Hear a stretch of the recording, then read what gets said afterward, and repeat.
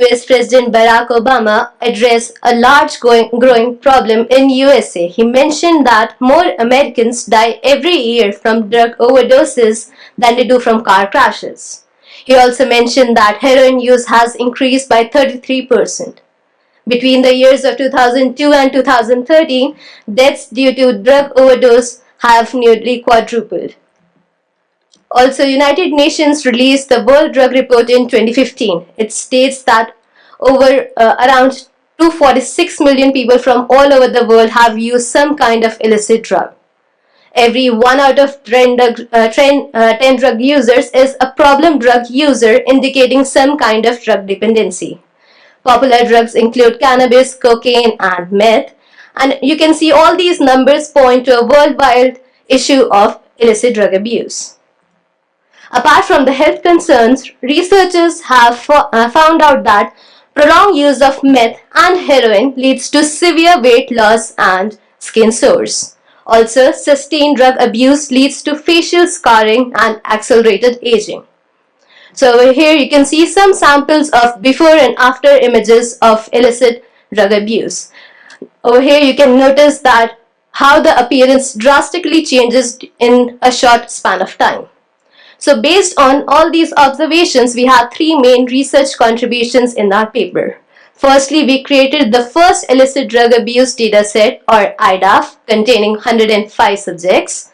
Secondly, due to increasing number of drug abuse cases all over the world, as well as drastic changes in the facial features, we demonstrated how these variations affect the performance of commonly used face recognition systems.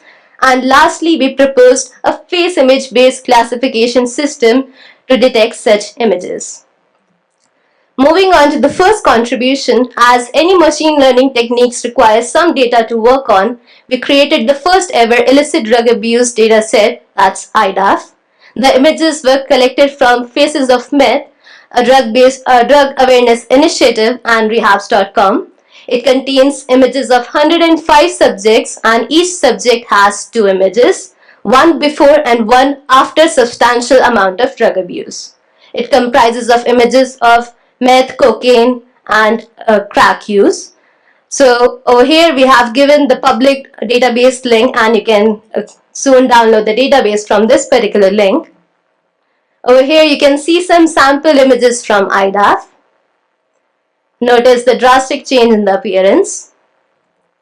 So once we realized that we wanted to study how these changes affect the face recognition systems, and for evaluating that, we used two commercial face recognition systems and two feature descriptors.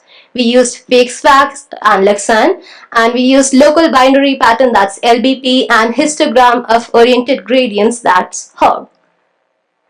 Some of the key observation of this particular experiment was that the performance of all these systems drops down significantly on the IDAF dataset.